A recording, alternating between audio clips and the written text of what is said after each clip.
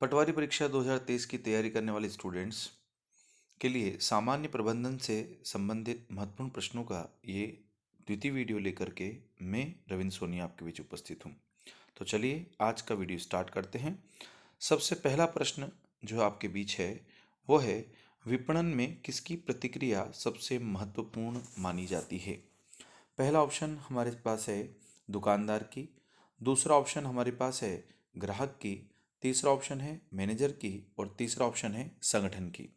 तो विपणन यानी कि मार्केटिंग, और मार्केटिंग में सबसे महत्वपूर्ण प्रतिक्रिया जो मानी जाती है वो मानी जाती है ग्राहक की, यानी कि हमारा ऑप्शन नंबर सेकंड करेक्ट है, बी ऑप्शन।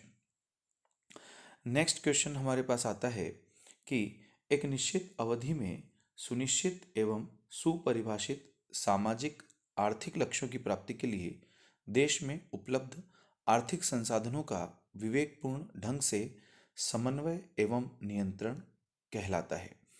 तो जो हमारे पास उपलब्ध संसाधन होते हैं उनका विवेकपूर्ण यानी कि बिल्कुल अच्छे दिमाग लगा करके जो हमें इस्तेमाल करना होता है, ये जो प्रक्रिया कहलाती है इसे हम आर्थिक नियोजन कहते हैं, यानी इकोनॉमिक प्लानिंग इसे हम कहते हैं। यानी हमारा जो सही आंसर होगा वो होगा ए ऑप्शन। तो आर्थिक नियोजन हमारा करेक्ट है। तीसरा प्रश्न हमारे बीच में आता है, वित्तीय विवरण किसका भाग है। वित्तीय विवरण में जो हमें चार ऑप्शन दिए गए हैं वो है नियोजन का, प्रबंधन का, लेखांकन का और संगठन का।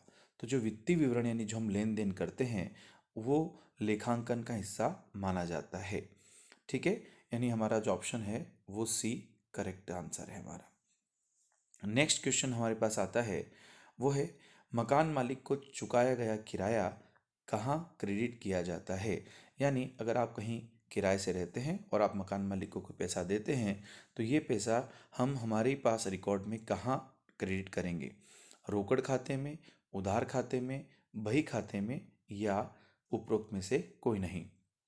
तो मकान मालिक को जो किराया चुकाया जाता है उसे हम रोकड़ खाते में क्रेडिट करते हैं, यानी कि हमारा ए ऑप्शन करेक्ट है। नेक्स्ट क्वेश्चन हमारे पास आता है कि अभिप्रेरणा व्यक्तियों की दशा का वह समूह है जो निश्चित उद्देश्य की पूर्ति के लिए निश्चित व्यवहार को स्पष्ट करती है। ठीक है, तो अभिप्रेरणा व्यक्तियों की दशा का वह समूह है जो निश्चित उद्देश्य की पूर्ति के लिए निश्चित व्यवहार को स्पष्ट करती है। यह कथन किसका है। चार ऑप्शन हमारे सामने हैं। पहला ऑप्शन है वुडवर्थ का, दूसरा है ब्रूम का, तीसरा है एडम स्मिथ का और चौथा ऑप्शन है जे.एल. मैसी का। तो ये जो कथन है वो है वुडवर्थ का, यानी करेक्ट ऑप्शन हमारा है ए।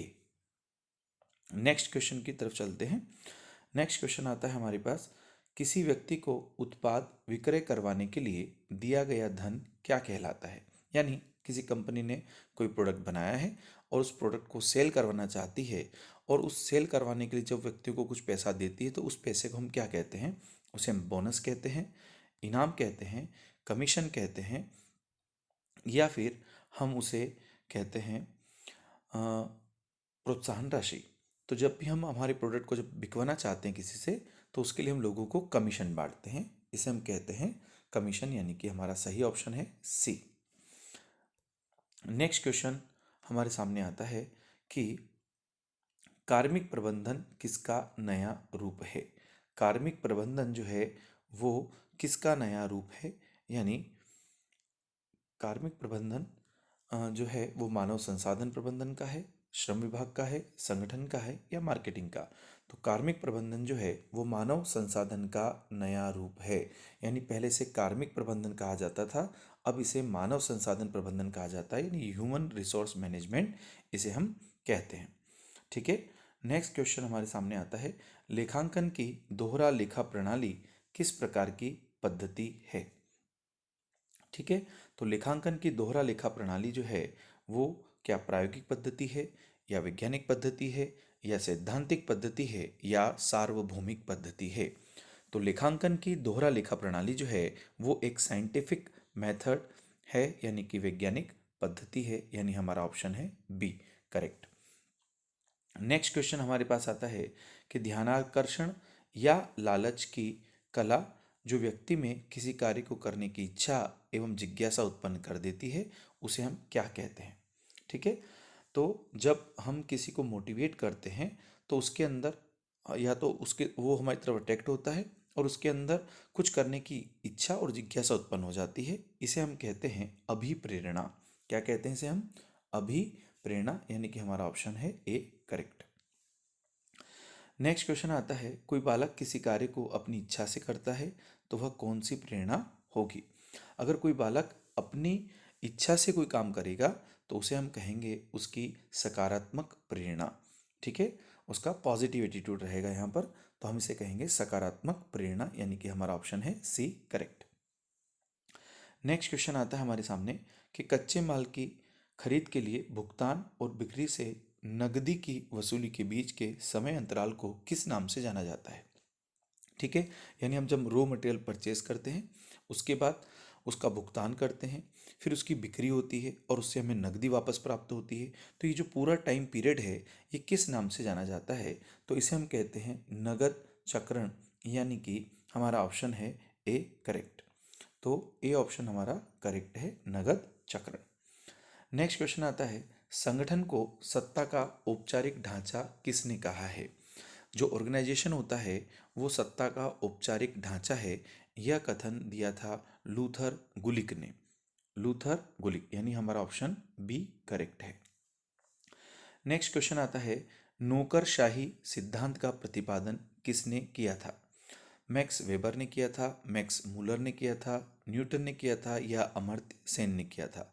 तो हमारा जो सही आंसर है वो है कि नौकरशाही सिद्धांत का प्रतिपादन मैक्स वेबर ने किया था, यानी कि option A is the right answer. Next आता है, ख्याति क्या है? ठीक है, तो ख्याति एक स्थायी संपत्ति है या चालू संपत्ति है या एक स्थायी और अमूर्त संपत्ति है या यह एक परिसंपत्ति है? तो हम कहेंगे कि जो ख्याति है वो एक स्थायी मगर अमूर्त संपत्ति है। इसका कोई कैश में कोई पेमेंट नहीं होता है, ये अमूर्त संपत्ति होती है। ठीक है, तो ये अमूर्त संपत्ति यानी कैपिटल है हमारी, तो ऑप्शन नंबर सी जो है वो हमारा करेक्ट है। तो option C is the right answer of this question. The next question is, अगला क्वेश्चन है कि किसी कर्मचारी का वेतन रोकना किस प्रकार की अभिप्रेरणा में आता है? तो जब हम हमारे ऑर्गेनाइजेशन में या हमारी कंपनी में किसी कर्मचारी का वेतन रोक देते हैं तो यह हमारी नकारात्मक अभिप्रेरणा को दर्शाता है, यानी हमारा जो ऑप्शन है बी वो इसका करेक्ट आंसर बनेगा। तो किसी कर्मचारी का अगर वेतन रोक दिया जाएगा तो यह नकारात्मक अभिप्रेरणा होगी। नेक्स्ट क्वेश्चन हमारे सामने आता है कि उर्बिक के अनुसार संगठन के कितने सिद्धांत हैं? अलग अलग जो इकोनॉमिस्ट हैं उन्होंने संगठन के अलग अलग सिद्धांत प्रस्तुत किए हैं। उनमें से एक उर्बिक है। उर्बिक ने संगठन के 8 सिद्धांत दिए थे। ठीक है, तो उर्बिक ने 8 सिद्धांत दिए थे, यानी हमारा ऑप्शन ए करेक्ट है। इसी प्रकार लूथर गुलिक ने संगठन के 10 सिद्धांत दिए थे, यानी कि लूथर गुलिक के लिए हमारा ऑप्शन बी करेक्ट होगा। तो आपको यहाँ पर ये ध्यान रखना है कि उर्बिक ने संगठन के 8 सिद्धांत दिए थे जबकि लूथर गुलिक ने संगठन के 10 सिद्धांत प्रस्तुत किए थे। नेक्स्ट क्वेश्चन आता है, किसी कर्मचारी की पदोन्नति को रोकना किस प्रकार की अभिप्रेरणा है? अभी थोड़ी देर पहले आया था कि वेतन को रोकना है, यहाँ पदोन्नति को रोक दिया है, तो यह सब नकारात्मक अभिप्रेरणा के अंतर्गत आता है। तो यह एक नकारात्मक अभिप्रेरणा है, यानी कि ऑप्शन बी हमारा करेक्ट है। नेक्स्ट क्वेश्चन आता है, लोक लेखा समिति किस प्रकार की समिति है? तो लोक लेखा समिति जो है वह एक नियंत्रक समिति के अंतर्गत आती है, यानी कि हमारा ऑप्शन ए करेक्ट है। ठीक है, इसी प्रकार नेक्स्ट क्वेश्चन आता है, दो या दो से अधिक व्यक्तियों के तथ्यों, विचारों, भावनाओं का आदान प्रदान करना क्या कहलाता है? इसे क्या हम संप्रेषण कहेंगे, अनुवाद कहेंगे, विवाद कहेंगे या फिर वार्तालाप कहेंगे? तो जब दो व्यक्ति अपने विचारों और भावनाओं को जब एक दूसरे से शेयर करते हैं तो इसे हम कहते हैं कम्युनिकेशन या संप्रेषण, यानी कि हमारा ऑप्शन ए करेक्ट है।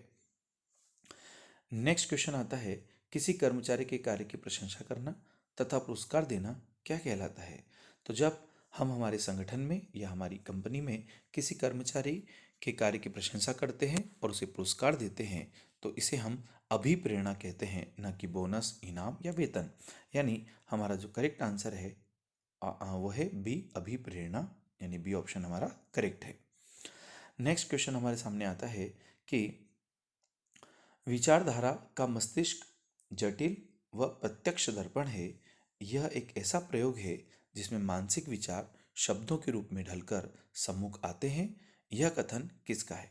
एक बार और सुनिएगा कि विचारधारा का मस्तिष्क जटिल व प्रत्यक्ष दर्पण है। यह एक ऐसा प्रयोग है जिसमें मानसिक विचार शब्दों के रूप में ढलकर सम्मुख आते हैं। यह कथन दिया था जॉर्ज हाउस्टन ने। ठीक है, किसने दिया था? जॉर्ज हाउस्टन, यानी कि ऑप्शन डी जो है इसके लिए करेक्ट है। तो George Houston is the right answer of this question. And the next question is, जब व्यवसाय में लेन देन हेतु इलेक्ट्रॉनिक तरीका प्रयोग किया जाता है तो यह क्या कहलाता है? तो जब हम हमारे बिजनेस के लिए इलेक्ट्रॉनिक तरीका इस्तेमाल करते हैं तो आप सभी जानते हैं कि इसे हम ई कॉमर्स के अंतर्गत मानते हैं। यानी हमारा जो ऑप्शन नंबर ए है वो करेक्ट है। Option A is the right answer of this question. तो व्यवसाय में लेन देन के लिए जो हम इलेक्ट्रॉनिक तरीका इस्तेमाल करते हैं उसे हम ई कॉमर्स कहते हैं। नेक्स्ट आता है, व्यवसाय की सफलता या असफलता के लिए कौन उत्तरदायी रहता है? तो जब भी हम कोई बिजनेस करते हैं तो उसके लिए कौन जिम्मेदार है? तो उसके लिए प्रबंधक जिम्मेदार है जो उसे मैनेज करता है। तो हमारा जो मैनेजमेंट सिस्टम होता है वही उसकी सफलता और असफलता के लिए जिम्मेदार माना जाता है। यानी option B is the right answer of this question. Next question आता है हमारे पास कि यह देखना कि कार्य योजना के अनुसार चल रहा है या नहीं, यह किसका कार्य है? तो जब हमारी कोई कंपनी होती है तो कंपनी में कोई काम हमारी योजना के अनुसार चल रहा है, प्लानिंग के अकॉर्डिंग चल रहा है या नहीं चल रहा है, यह देखने का जो काम है वह है नियंत्रक का। किसका काम है? नियंत्रक का। तो नियंत्रक जो होता है वो इसे देखता है कि जो काम है वो सही तरीके से चल रहा है या नहीं चल रहा है। यानी हमारा ऑप्शन ए जो है वो इसका करेक्ट आंसर है। नेक्स्ट आता है कि अधीनस्थों का पथ प्रदर्शन करना क्या कहलाता है? अधीनस्थों का पथ प्रदर्शन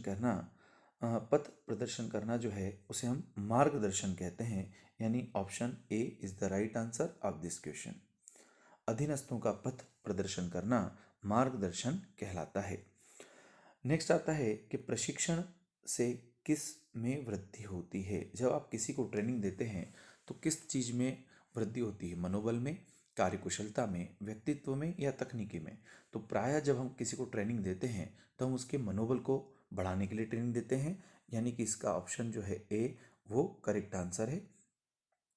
तो जब हम किसी को प्रशिक्षित करते हैं तो प्रशिक्षण देने से मनोबल में वृद्धि होती है। यानी option A is the right answer.